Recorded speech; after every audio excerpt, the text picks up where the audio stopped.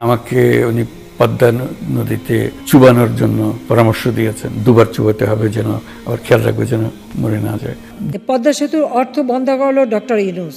এটা এমডি পদের জন্য পদ্মা সেতুর মতো সেতুর টাকা বন্ধ করেছে, তাকেও আবার পদ্মা নদীতে দিয়ে 2টা চুবনি দিয়ে উঠাই নেওয়া উচিত, মরে যাতে না যায়। একটু পদ্মা নদীতে 2টা চুবনি দিয়ে সেতুতে তুলে দেওয়া উচিত।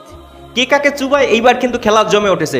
শেখ হাসিনা ডক্টর ইউনূসকে বলেছিল পদ্মা সেতু থেকে তাকে ফেলে দিয়ে 2বার চুবিয়ে তাকে আবার পদ্মা সেতুতে উঠানো উচিত, আবার যাতে তিনি মরে না যান সেদিকেও লক্ষ্য রাখতে হবে। এবার ডক্টর ইউনূস প্রধানমন্ত্রী শেখ হাসিনার জায়গায় এসে, অর্থাৎ দেশের প্রধান হয়ে এবার শেখ হাসিনাকে সেই কথাটি মনে করিয়ে দিলেন। ক্ষমতা থাকলেই যে সব কথা বলতে নেই তার একটা জ্বলন্ত প্রমাণ। এবার শেখ হাসিনাকে ইন্ডিয়া থেকে এনে বাংলাদেশে এনে তাকে ফাঁসি দেওয়া হবে। পিলখানা হত্যাকাণ্ড, হেফাজতের হত্যাকাণ্ড, গুম খুন, পুলিশ হত্যা, সাধারণ মানুষকে রাতের অন্ধকারে নিয়ে যে খুন করা, ছাত্রদের বুকে গুলি চালানোর অপরাধে তার সর্বোচ্চ শাস্তি মৃত্যুদণ্ড, অর্থাৎ তাকে বাংলাদেশের আদালতের আইন অনুযায়ী শেখ হাসিনাকে সর্বোচ্চ শাস্তি মৃত্যুদণ্ড দিতে হবে।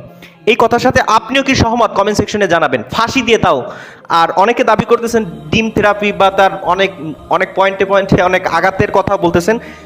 সৌজন্যতার খাতিরে সে কথাগুলো আমরা বলতেছি না। তো শেখ হাসিনাকে সর্বোচ্চ কি শাস্তি দিলে আপনি খুশি হন সেটা কমেন্ট সেকশনে লিখবেন। এবার ডক্টর ইউনূস প্রধানমন্ত্রী শেখ হাসিনার জায়গায় গিয়ে কিভাবে দেশ পরিচালনা করতে হয় সেই বিষয়ে দেশের মানুষের উদ্দেশ্যে সুন্দর একটা বক্তব্য দিয়েছেন। চলুন ডক্টর ইউনূস এবার মুখ খুলেছেন, তিনি কি বলেছেন বাংলাদেশে এসে। চলুন ডক্টর ইউনূসের কথাগুলো আমরা একটু মনোযোগ সহকারে শুনে আসি। ভিডিওটা একটু লাইক দিয়ে দিবেন, নিজের মতামত কমেন্ট সেকশনে কিন্তু লিখবেন। চলুন আমরা শেষ অবধি পর্যন্ত ডক্টর ইউনূসের কথাগুলো শুনে আসি, কারণ তিনি এখন দেশ প্রধান। চলুন ডক্টর ইউনূসের কথা মনোযোগ সহকারে শেষ পর্যন্ত আমরা একটু শুনি।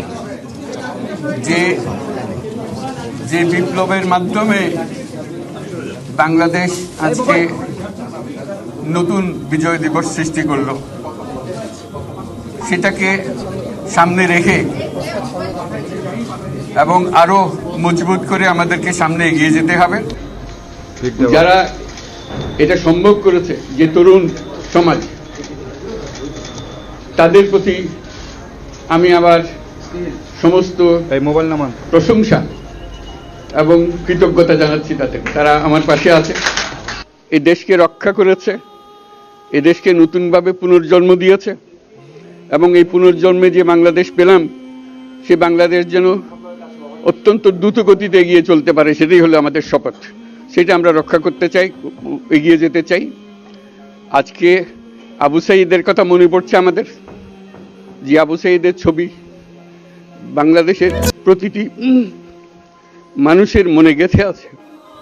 এটা কেউ ভুলতে পারবে না। অবিশ্বাস্য একটা সাহসী যুবক বন্দুকের সামনে দাঁড়িয়ে আছে, এবং তারপরে থেকে কোনো যুবক, কোনো যুবতী আর হার মানে নাই, সামনে গিয়ে আছে এবং বলছি যত গুলি মারো, মারতে পারো, আমরা আছি।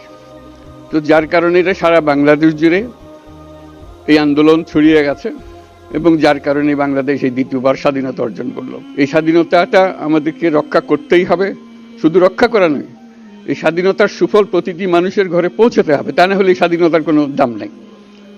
এই স্বাধীনতাটাকে পৌঁছানো হলে আমাদের শপথ, আমাদের প্রতিজ্ঞা যে আমাদেরকে এটা করতে হবে, ঘরে ঘরে পৌঁছাতে হবে। মানুষ যেন জানে যে বাংলাদেশ স্বাধীন হওয়ার অর্থ হলো তার নিজের পরিবর্তন, ব্যক্তির পরিবর্তন, সুযোগের পরিবর্তন, তার ছেলে মেয়ের ভবিষ্যতের পরিবর্তন। এটা যেন প্রত্যেকে বুঝে নেয়, এবং আজকে তরুণ সমাজকে বোঝানো যে এই দেশ এটা তোমাদের হাত, তোমরা এটাকে তোমাদের মনের মতো করে গড়ে তুলবে। তোমরা যেভাবে স্বাধীন করতে পেরেছো, তোমরা এটাকে তোমাদের মনের মতো করে গড়তেও পারবে, এবং তোমাদের দেখে সারা দুনিয়া শিখবে কিভাবে একটা দেশ, একটা তরুণ সমাজ গ্রহণ করতে পারে এবং তাকে পাল্টে ফেলতে পারে। তাদেরকে আমি বারে বারে এমনি উপদেশ দিই যে পুরনোদের বাদ দাও, তাদের এই পুরনো চিন্তা দিয়ে এটার মুক্তি আমাদের হবে না করি, সারা দুনিয়ার মধ্যে এটা হবে না। এটা শুধু বাংলাদেশের কথা না, সারা দুনিয়াকে জুড়ে কথা বলছি। শক্তি আছে, যে ক্রিয়েটিভিটি আছে, সৃজনশীলতা আছে, সেই সৃজনশীলতাকেও কাজে লাগাতে হবে। এটা শুধু বই খাতাতে লেখার জিনিস না, এটাকে প্রকাশ করার জিনিস, স্থাপন করার জিনিস, সেটা করা। এইটা আমরা এই আজকে আমাদের পুরো কাজটা হলো, দায়িত্বটা হলো, তারা যেটা অর্জন করে নিয়ে এসছে এখন তাদেরকে দিয়ে এটাকে করিয়ে দেওয়া, আমাদের সমস্ত কাঠামোগুলো পরিষ্কার করে দেওয়া। সরকার বলে একটা জিনিস আছে, কিন্তু মানুষের কোনো আস্থা নেই। মানুষ মনে করে সরকার একটা দমন পীড়নের একটা যন্ত্র, যেখানে পায় যেখানে সুযোগ পায় তার একটা কষ্ট দেওয়া, তার থেকে নিংড়ে দেওয়া, যে সকল স্তরে। এটা হলো তার থেকে কেমনভাবে সামাল দিতে হবে তাকে, একটা ভয়ের একটা জিনিস, তাকে সামাল দিয়ে চলা। এটা হলো সরকার। এটা সরকার হতে পারে না। সরকারকে দেখে মানুষের বুক ফুলে উঠবে যে আমাকে সাহায্য করবে, আমাকে রক্ষা করবে, আমার সরকার আমার জন্য দাঁড়াবে। সরকার তার জন্য দাঁড়ায় না কোনো সময়। এই সরকার হবে, সেই সরকার মানুষকে রক্ষা করবে, মানুষের আস্থাভাজন হবে। কেউ জোর করে তাকে বলার যে ভালো হচ্ছে এটা না, সে নিজে নিজে বিশ্বাস করবে। সরকারি লোক দেখলে বলবে আমার লোক, আমাকে রক্ষা করার লোক। সেই আস্থাটা আমাদেরকে ফিরিয়ে আনতে হবে মানুষের মধ্যে, তাহলে মানুষও যোগ দেবে এটাতে। মানুষ এখন পিছিয়ে থাকে যে কিসের মধ্যে আমাদেরকে ঢুকিয়ে দিচ্ছে। আমরা যেন জানতে পারি যে এইটা আমরা সবাই মিলে আমরা অগ্রসর হতে পারি। একটা বড়, সারা বাংলাদেশ একটা বড় পরিবার। এই পরিবার আমরা একসঙ্গে চলতে চাই এবং আমাদের মধ্যে দ্বিধা দ্বন্দ্ব যা কিছু থেকে সরিয়ে ফেলতে চাই।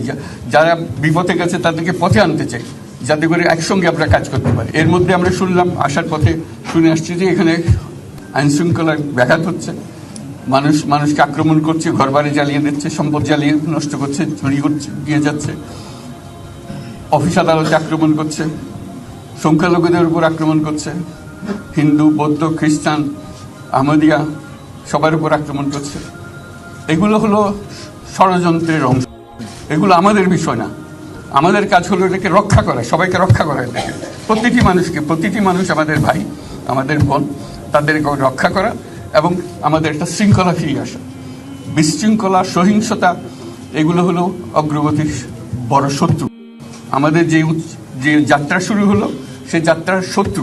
কাজে এই শত্রুকে যাতে রোধ করা যায়, তাদেরকে বুঝিয়ে শুনিয়ে হোক, তাদেরকে আইন শৃঙ্খলার হাতে দিয়ে হোক, এটা বোঝাতে হবে। তাকে মেরে পেটে এটা ঠিক না। আইন শৃঙ্খলা নিজের হাতে ঠিক না। তাকে আমাদের আইন শৃঙ্খলা বাহিনী এমন হতে হবে, তাদের হাতে সুপর্দ করলে আমরা নিশ্চিন্ত থাকবে তার একটা বিহিত হবে। এমনগুলো আমরা হাতে দিয়ে দিলাম, 2 টাকা নিয়ে আবার ছেড়ে দিল, এটা যেন আবার না হয়। আমাদের সেই আস্থাটা আমাদেরকে আনতে হবে। কাজে আইন শৃঙ্খলা যখন আমাদের প্রথম কাজ, এই আইন শৃঙ্খলা ঠিক না হওয়া পর্যন্ত এটা আমরা অগ্রসর করার জন্য পদক্ষেপ নিতে পারবো। আমার উপরে আস্থা রেখে আমাকে জানিয়েছে, ছাত্ররা আমাকে আহ্বান দিয়েছে, সেটাতে আমি সাড়া দিয়েছি। দেশবাসীর কাছে আমার আবেদন, আপনারা যদি আমার উপরে বিশ্বাস রাখেন, আমার উপরে ভরসা রাখেন, তাহলে নিশ্চিত করেন যে দেশে কোনো জায়গায় কারো উপরে হামলা হবে না। এটা আমাদের প্রথম দায়িত্ব। এটা যদি আমি করতে না পারি, এটা আমার কথা যদি না শোনেন আপনারা, তাহলে আমার প্রয়োজন এখানে নাই। আমাকে বিদায় দেন, আমি আমার কাজে থাকি, সেখানে আমি ব্যস্ত থাকি। যদি আমাকে প্রয়োজন মনে করেন, তাহলে আমাকে প্রয়োজন মনে করলে আপনাদেরকে দেখাতে হবে যে আমার কথা আপনারা শোনেন। আমার কথা না শুনলে আমার কোনো প্রয়োজন নাই। আমার প্রথম কথা হলো, আপনারা বিশৃঙ্খলা থেকে দেশকে রক্ষা করেন, আপনারা সহিংসতা থেকে দেশকে রক্ষা করেন, যাতে আমরা যা আমাদের ছাত্ররা আমাদেরকে পথ দেখায়, সেই পথে আমরা এগিয়ে যেতে পারি। এটা একটা খুব সুন্দর দেশ হতে পারে। বাংলাদেশ একটা খুব সুন্দর দেশের সম্ভাবনাময় দেশ। কাজে এই সম্ভাবনাগুলোকে আমরা নষ্ট করে দিয়েছি। এখন আবার সেই বীজতলা আবার তৈরি করতে হবে, আবার আমাদেরকে জেগে উঠতে হবে। তারাই এই বীজতলা তৈরি করবে, তাদের হাত দিয়েই হবে এবং তাদের দিকে আমরা তাকাবো এবং আমরা তাদের নির্দেশ মতে আমরা অগ্রসর হব। এখানে সরকারি কর্মকর্তা কর্মচারী যারা আছেন, সেনাবাহিনী, বিমান বাহিনী, নৌবাহিনী প্রধানরা যারা আছেন, তাদের প্রতি অনুরোধ, একটা পরিবার, এইটার মধ্যে যেন আমাদের গোলযোগ না হয়, আমরা একযোগে একসাথে চলতে পারি এবং আমরা তড়িৎ গতিতে একটা সুন্দর বাংলাদেশ গড়ার পথে এগিয়ে যেতে পারি।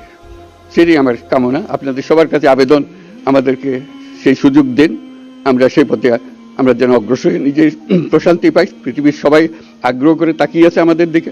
এখানে যখন ছাত্ররা রাস্তায় নেমেছে, পৃথিবীর সব জায়গা থেকে অভিনন্দন এসছে, তারা অবাক হয়ে গেছে।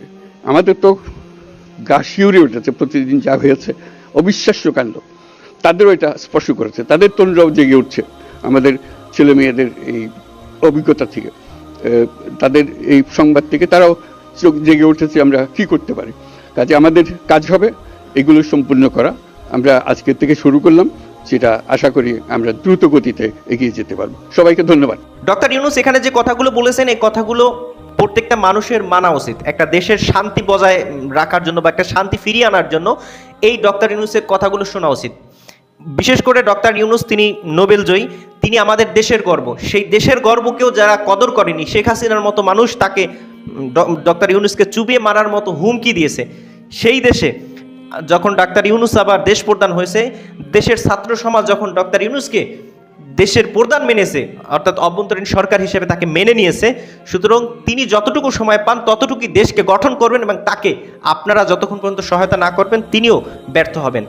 একগয়মি বা খামখেয়ালি শেখ হাসিনার আমলে যেটা হয়েছে সেটা যদি হয়, তাহলে ডক্টর ইউনূসও দেশের মানুষকে কিন্তু ভালো কিছু দিতে পারবে না। তাই আসুন, যেখানেই অন্যায় হবে সেখানেই আমরা প্রতিবাদ করব, আর নিজেরা কোনো অন্যায়ের সাথে যুক্ত হব না। এটা যদি আমাদের প্রতিজ্ঞা হয়, তাহলে বাংলাদেশ সত্যি সামনের দিকে এগিয়ে যাবে। ভালো থাকবেন সবাই, নিজের মতামত কমেন্ট সেকশনে জানাবেন। আসসালামু আলাইকুম ওয়া রাহমাতুল্লাহ।